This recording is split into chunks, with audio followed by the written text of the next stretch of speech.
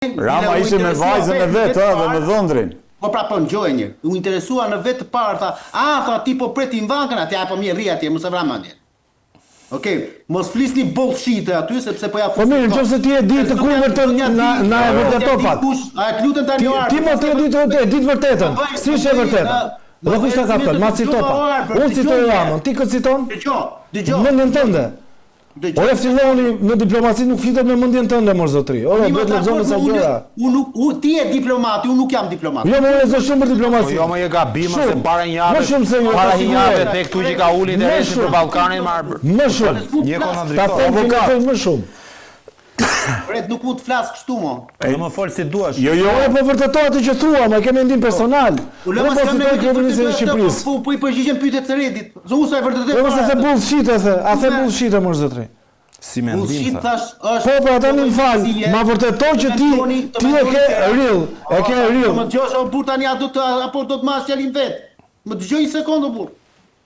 Po dëgjoj më. Një tjetër, ti e bën çështjen, e luan çështjen me dashje apo jo, po mënyrën e analizës gjës, sikur bota rrotullohet rreth Edi Ramës. Po ky shteti shqiptar ka pasur dy njerëz të cilët janë siamez me njëri tjetrin, po të kundër për sa i përket le të themi lexueshmërisë. Esat Pas Toptani dhe Edi Rama. Po ta dish, po besoj se e di se edhe ti goxha i lexuar je, Esat Pas Toptani ka qenë ose mund të jetë akoma njeriu shqiptari vetëm që ka pasur çdo lloj dokerate të mundshme në gjoksin e tij këtu. Kudo që shkonte në atë kohë 1914 e 1920 i jepnin nga i dekorat. Por ky personi që ishte i gatshëm të shiste çdo pëllëmtrok të Shqipërisë aso kohë, si kundërbënte zoti Edi Rama për hir të tij, për hir personalitetit të tij, për të rritur kredibilitetin e tij, nuk ditë shkrim e këndim, të paktën kështu thuhet nga historianët. Tani të kthehemi këtu te kjo e jona. Po fatkeqësi për ne është fakti domethënë që këtu ne ngrysemi dhe gdhihemi me Edi Rama. Se s'ka njëri tjetër. Në kam tjetër e ka zënë dikush tjetër, një 81 vjeçar i cili ka harruar vllatikin që aty tani. Çfarë i bëjmë neve tani? Dhe ky është fati i madh i Edi Ramës më zotëri nderuar. Jo më kot e tha dhe sot në parlament, ore sa t'jeni ju aty, tha një nëngrata, tha s'ka për të pas nëngrata të dytë këtu. Është e vërtetë më. Nëse ka thënë një gjë të vërtetë sot në parlament, kjo është e vërteta më e madhe. Sa t'jetë aty. E treta, dëgjoj këtu, mos ma bëni kaq shumë gazëllyse këtë politikën e madhe amerikane dhe izraelite. Lobby dhe duhet të shkojmë te trajektoria. Po mirë, nëse ata thonë domethënë që ti duhet të shkosh në UNE, do shkojmë ne? Çfarë lidhje ka kjo historia më burr? Të shkojmë pas atyre me verbërisht. O avokat. Kjo histori domethënë që neve do duhet t'i ndjekim vetëm se janë izraelit apo se janë amerikan. Po ne që jemi shqiptarë mos i bëjmë. Jo, se janë amerikan, thotë arbri se janë aleatët tanë strategjik. Prit. Dhe këtu nuk duhet të bëj sovraniste, se unë nuk jam njëri. Është aleanca mikurim, është aleanca dhe qasja geopolitike. Në qoftë se këtu në Shqipëri. Pra jo ti ndjekesh me symbolur. Një personazh si madje si kemi ndjekur me symbolur sepse Shqipëria ka thënë se mbi vendosen. Dy shtete ka thënë. Që në fillim ka thënë dy shtete dhe shteti Palestinës. Okej, do më dëgjosh pak të lutem ta mbyll këtu? Po dëgjoj shumë. Jo ta mbyllësh se do që në fillim, më dëgjoj më një minutë pastaj vazhdojmë. Që në fillim kur thua domethënë Ron Jefet, një person i jetuar gjerësisht në Europë, aty ku ne duam të shkojmë, dhe që në momentin kur po të lexosh mënyrën se si është ndërtuar Kajo, në fillim me kompani QPQ shtetërore, pas 2 ditësh vajti 80 me 20, pas 3 ditësh 50 me 50 dhe sot ka kaluar e gjitha në xhepin e një investitori të cilin ne nuk e njohim, edhe Europa nuk e do, se e kanë në hetim. Dhe ti më thua mua që këtu nuk ka as edhe një gjë për të shqiptar. A e do së bëj ajo pyetje avokat, po avokat, vetëm se nuk duhet të futem tani te detaje xhepa, më kupton? Këtu po rri pra, e dyta, sot pati një gjë shumë të rëndësishme në parlament më. Po. Përse votua me 113 vota, midis tyre dhe vota e Sali Berishës. Se shikoni se ka votuar pro Sali Berisha sot aty. Kjo po opozit, po të kishte sa do pak këllqe, sot ose do abstenonte, do ikte fare, ose të mos ngrinte kësi historirash me partizane kaubojsa. Në rregull? Dhe sot është votuar Edi Rama aty si përfaqësuesi i vetëm i Shqipërisë, me tagra ekskluzive, lexoni letrën e Bajram Begajt aty, që shkoi që u dha autorizimin, edhe nesër ti o zotëri nderuar, për të qenë atë bordin e paqes, e cila do jetë realisht është një lloj-loje për të kontrastuar OKB-n, dhe jo pa qëllim o zotëri nderuar, po duhet ta krijojnë, ti do duhet t'i japësh $1 miliard. Dhe ky zotëria që është sot kryeminist, $1 miliard pas 3 vjetësh, që do t'i ketë me detyrim, nuk do t'i marrë nga shtëpia e tij në Surrela apo nga llogaria e tij personale. Ishe mirë te kjo pjesa, domethënë është votuar që vetëm Rama mund na përfaqësojë. Është autorizimi më i dhënë. Dhe aty më herë sot në parlament u tregua nga opozita vetëm Paloka që tha e di vendimin politik të grupit, po unë vetëm sepse është nominalisht Edi Rama, unë nuk do votoj. Paloka. Po, ta vazhdoj Poli. Pra PD-ja i ka dhënë bekimin nominalisht Ramës përfaqësoj Shqipërinë atje. Po kështu është oret, kështu është fiks. I ka dhënë Ramaduros përpara elektoratit tyre, sot minimalisht do duhet kishin bërë kishin marrë një vendim politik. Dhe po e shtoj dhe akoma këtu, sepse u cek aty çështja e OKB-s. Ore, se s'do të dalë politik në jashtë, se nuk jam edhe aq i fortë në analizë, po thjesht do ta them në një fjali. Shpërndani. Ore, sot në OKB janë 5 shtete të cilat kanë të drejtën e vetos absolute.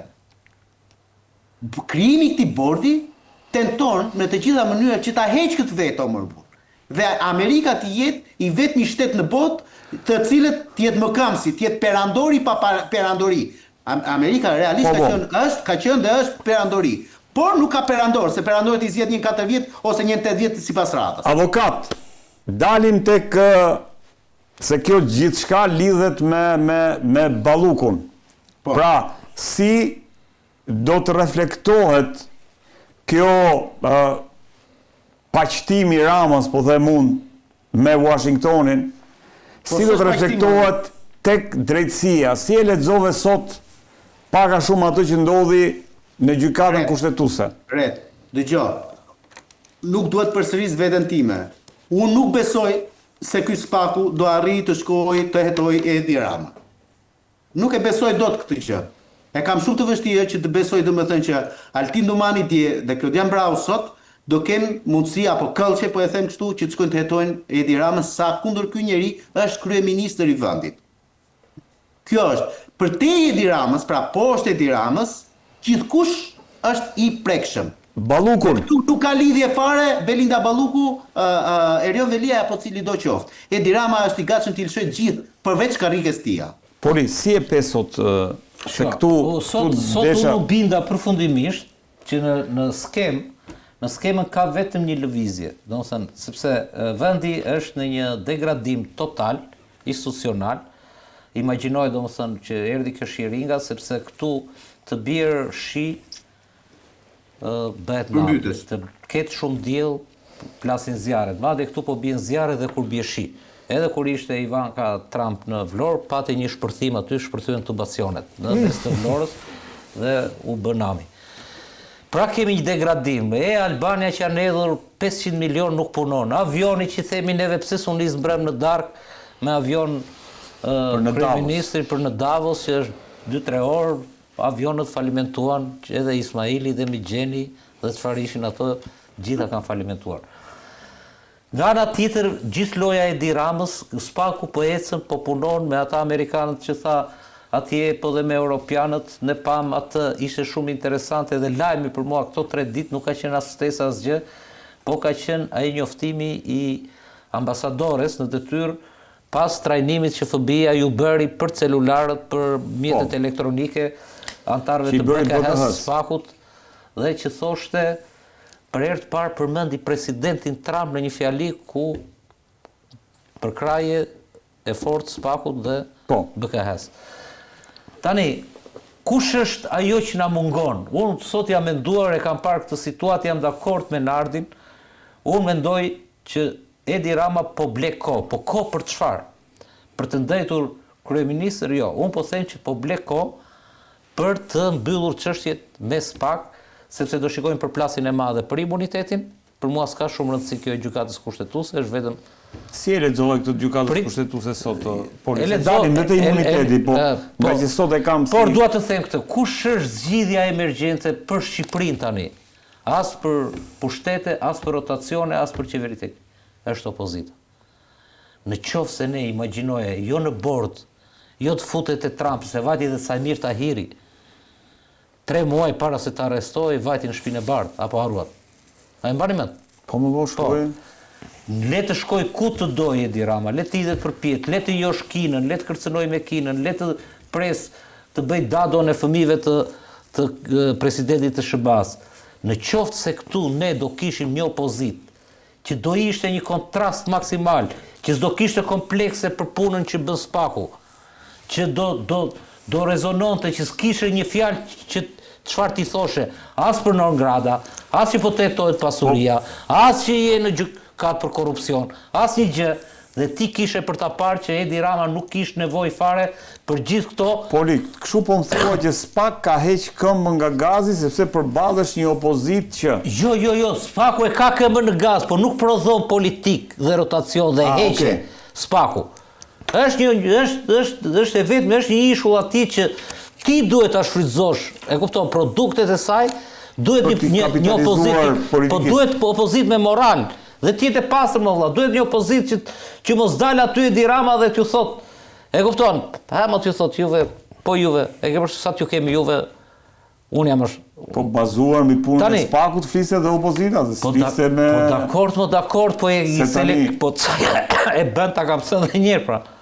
Se kemi parë dhe Sali Berishën që ka filluar të thot sa fjalë të mira për drejtësinë për Spaku në kuptimin që u hapën këto dy çështjet. Por e bën, por kjo lloj po e bën, ta kam shpjeguar njerë, e bën si me qershitën e Nastradinit. E përmori Spakun 4 vjet rresht si organizatë kriminale dhe tani fut dorën dhe thot këtë se ka zënë, thot. Këtë nuk e ka zënë. Tani kjo s'është opozit. Bëre një koment shumë interesant për Dritan Premçin sot në... Çfarë ishte, sepse ky është momenti për ta diskutuar. Tani, unë pash sot ajo ishte shumë e vlefshme si seancë, ata që e kanë parë dhe patjetër dhe ndërkombëtarët, po dhe vetë ta antarët e gjykatës i pash që ishin në një doja të thosha në një pozicion që duhet mendojnë mirë për vendimin që do marrin. Sepse ishte shumë e qartë, dilte shumë e qartë, ishin dhe palët, ajo që më bëri përshtypje ishte që më shumë se pala e kryeministrisë e mbronte kuvendi. E çuditshme. Domethënë më aktiv në mbrojtje të Belindës ishin avokatët e kuvendit. Ai presidenca kaloi në asjansi në një farë mënyrë sepse deklaroi që sido që thit vendimi ne jemi okay.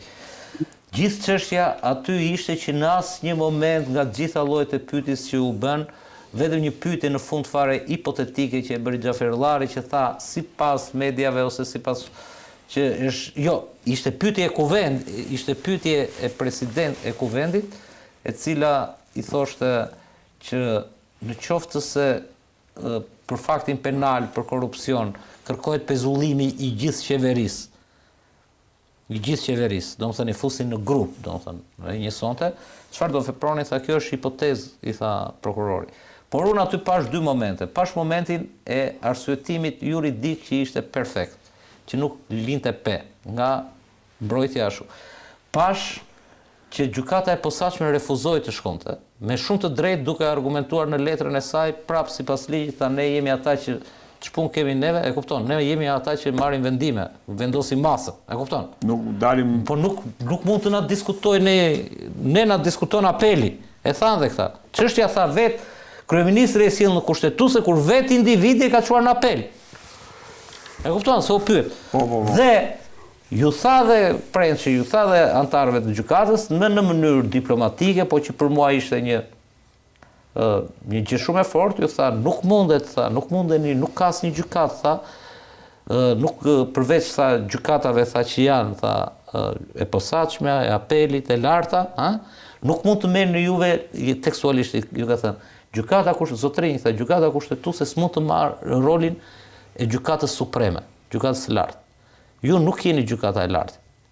Që shqyrtoni faktin. Çfarë ka bërë zonja? E kupton, çfarë kemi ne në dorë? Çfarë dosje keni?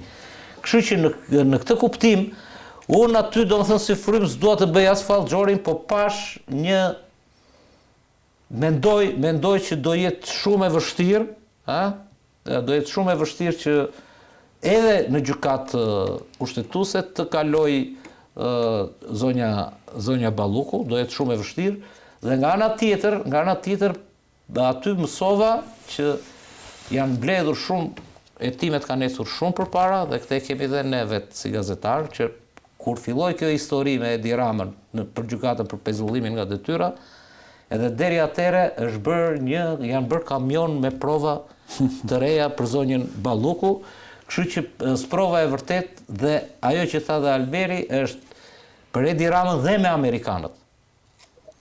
Dhe me raportin me drejtsinë e re, që o do të shkërmoqin SPAK-un dhe GKK-n, është vendimi politik që do marrë Partia Socialiste, grupi parlamentar. Do mbroj një të akuzuar me shumë fakte për korupcion dhe gjëra të tjera. Do ta mbroj thua policia, shef. Po, unë kam qef ta mbroj, sepse unë dua një betejë finale që të rrim rehat, mos merremi më me këtë histori, o të fitoj, se për këta është krijuar SPAK-u. Kjo është ajo që do ti, po SPAK-u është krijuar për klasën, po duash dhe për partitë e korruptuara.